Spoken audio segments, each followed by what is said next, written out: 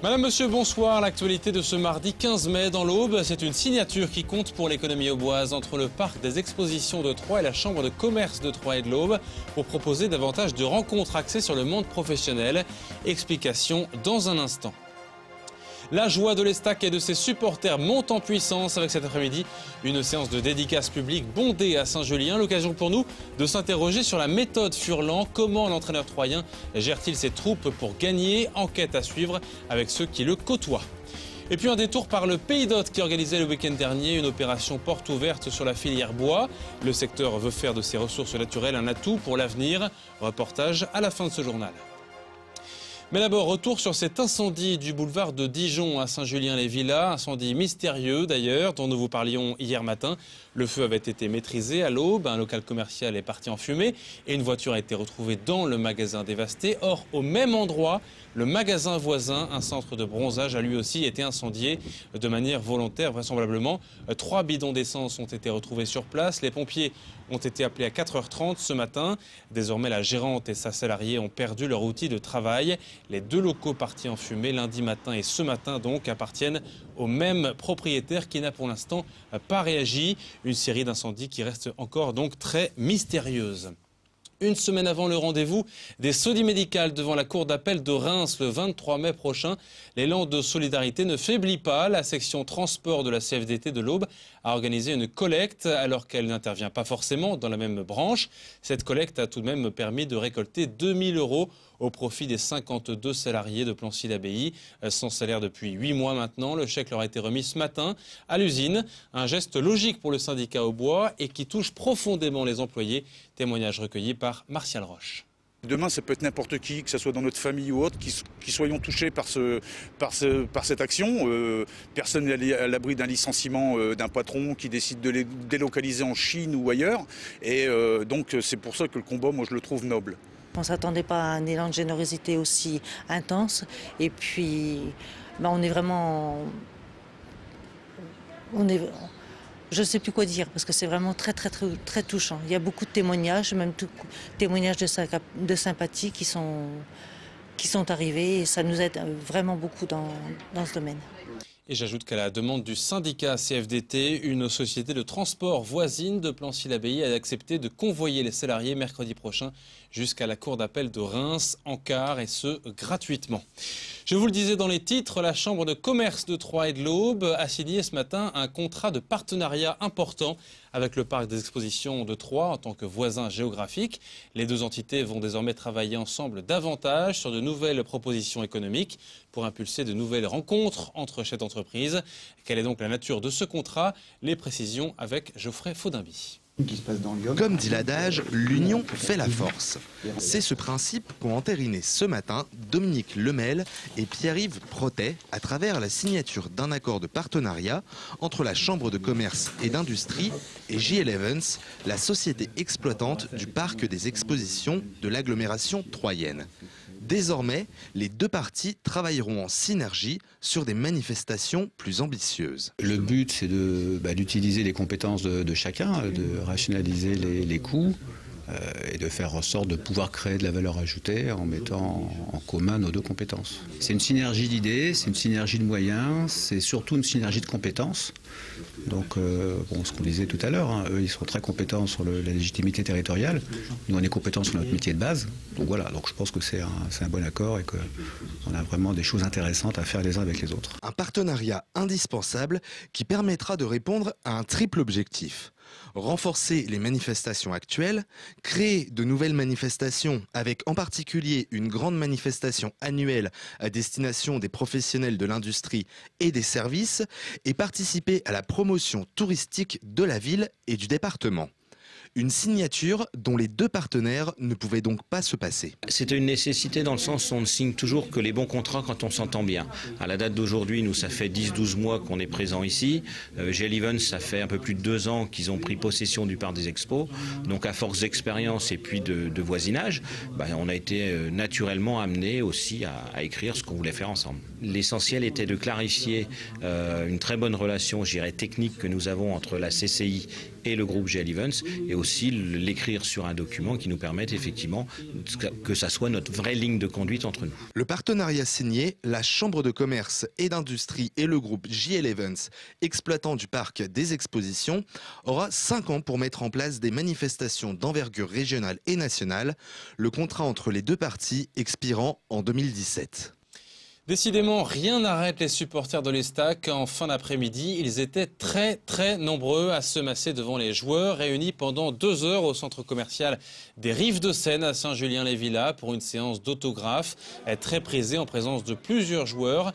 4 jours après leur victoire à Monaco et donc leur accession en Ligue 1, l'occasion de se pencher ce soir pour nous sur un homme à qui le club doit beaucoup, qui n'était pas présent cet après-midi, mais là avec beaucoup de joueurs. Il s'appelle Jean-Marc Furlan, l'entraîneur de 55 ans, a déjà fait monter l'Estac en Ligue 1 il y a 7 ans. Et quelle est donc la méthode Furlan? Damien Ardois a posé la question à ceux qui la pratiquent ou qui ont plus de recul sur cette stratégie particulière et efficace. Regardez. Jean-Marc Furlan, c'est 4 saisons à l'Estac et 2 montées en Ligue 1 avec Libourne-Saint-Seurin. C'est à 3 que le Girondin a le mieux réussi. Sébastien Grax a connu avec lui les 2 montées troyennes. Il a vu son entraîneur évoluer depuis 2006. Il a quand même pris de l'expérience avec les années passées, passant par Strasbourg, Nantes.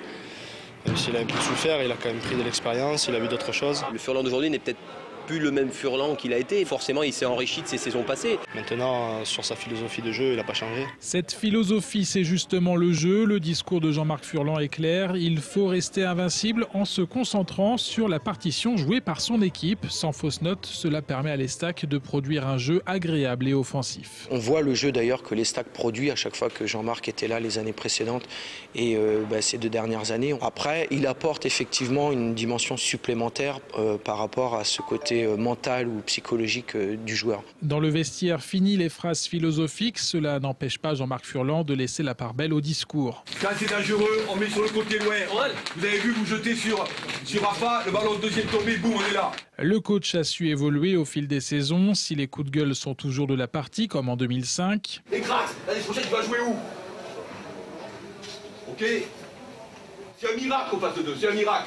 Jean-Marc Furlan a aujourd'hui plus le rôle d'un père que d'un grand frère. Le côté familial prime encore. Quentin Auton a évolué 2 saisons sous les ordres de Jean-Marc Furlan à Strasbourg avant de venir jouer à Troyes. C'est un coach qui tient beaucoup à ses joueurs, qui parle beaucoup à ses joueurs. Il joue beaucoup sur le mental et je pense que c'est une bonne chose pour entamer les matchs. Il nous parle surtout d'être professionnel en dehors et sur le terrain. Il sait que l'important, dans les derniers moments d'une saison, c'est peut-être plus le psychologique que le physique ou la tactique. La saison prochaine, Jean-Marc Furlan sera toujours l'entraîneur de l'Estac. Malgré les contraintes budgétaires, il restera au club avec l'espoir de s'asseoir un jour sur le banc d'une grosse cylindrée du championnat. Moi, j'ai hâte de voir Jean-Marc à la tête d'une grosse équipe pour voir ce que ça peut donner. Je suis persuadé qu'il peut que réussir. Ça pourrait marcher avec un club qui a plus de moyens en Ligue 1. Par ses méthodes de travail et par ce que l'équipe produit aussi, je pense que c'est de belles choses. Donc je pense que le coach y est aussi pour quelque chose. Le jeu, le discours, l'expérience et sa connaissance du monde du football, avec ses bons, avec ses mauvais côtés, font de Jean-Marc Furlan un entraîneur reconnu en France. Il termine d'ailleurs la saison parmi les 4 meilleurs entraîneurs de Ligue 2. Et Jean-Marc Furlan qui sera demain l'invité de Club Estac à 19h sur Canal 32. Vendredi soir, le club troyen affronte Amiens à 20h30 au Stade de l'Aube pour le dernier match de la saison. Une rencontre qui se jouera à guichet fermé, soit 21 500 spectateurs, un record absolu. Les derniers billets ont été vendus cet après-midi. Il n'en reste plus un seul. L'Estac prévoit un feu d'artifice sur la pelouse à l'issue de la rencontre. Une réception en l'honneur des joueurs est prévue samedi matin à l'hôtel de ville de Troyes, puis à l'espace Argence.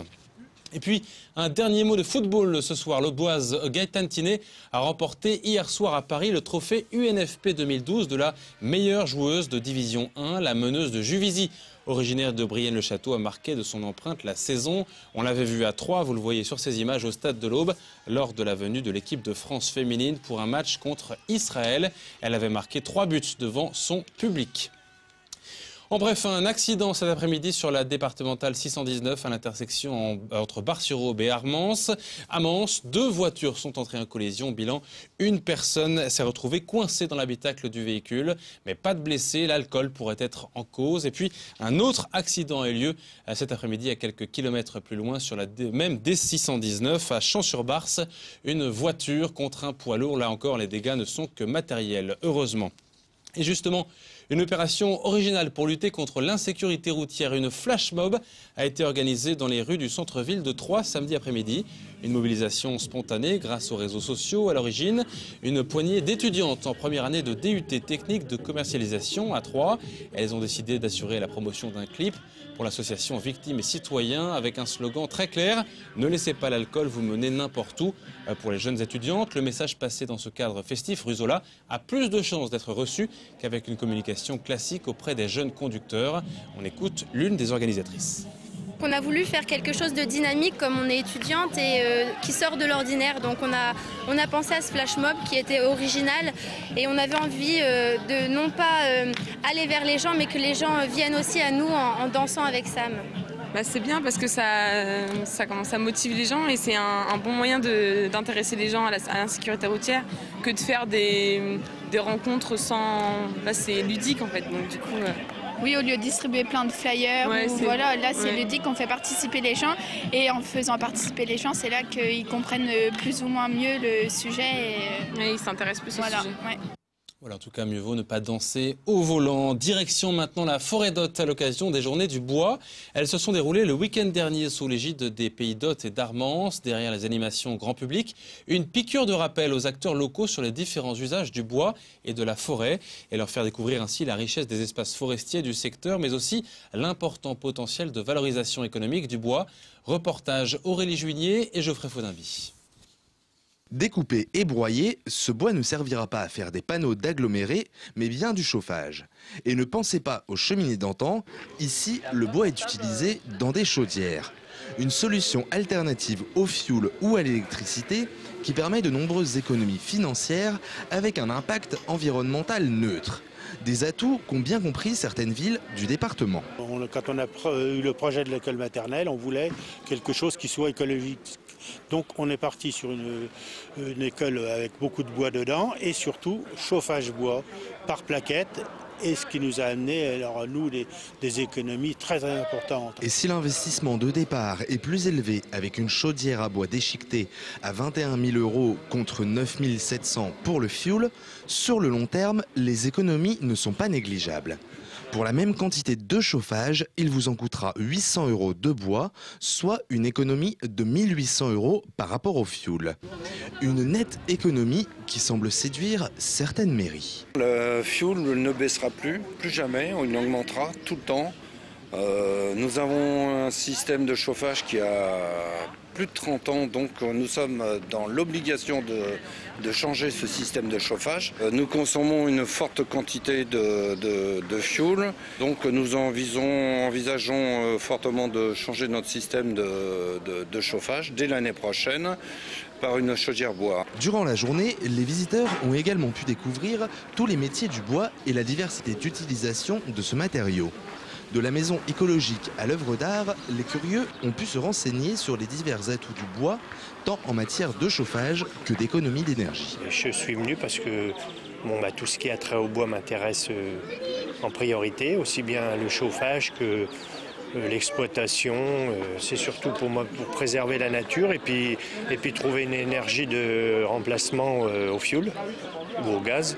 Il est important d'évoluer vers tous ces produits-là. Les problèmes environnementaux, entre autres, que nous avons. La France a pris beaucoup de retard sur tout ce qui est biomasse, les problèmes environnementaux, contrairement à nos voisins d'Europe plus centrale, l'Allemagne, l'Autriche. Avec une surface boisée de 30% dans le pays d'Hôte et la hausse du prix des combustibles de chauffage, le bois semble donc être une valeur refuge qui séduit de plus en plus communes et particuliers. Et c'est la fin de ce journal. Dans un instant, la météo. L'arrosage va-t-il continuer dans l'Aube? C'est à voir dans quelques instants. Demain, dans le JT, entre autres, des cours de cuisine sans gluten pour les personnes allergiques. De plus en plus nombreuses d'ailleurs. Il en existe dans l'Aube des cours, justement. Excellente soirée à vous et à demain.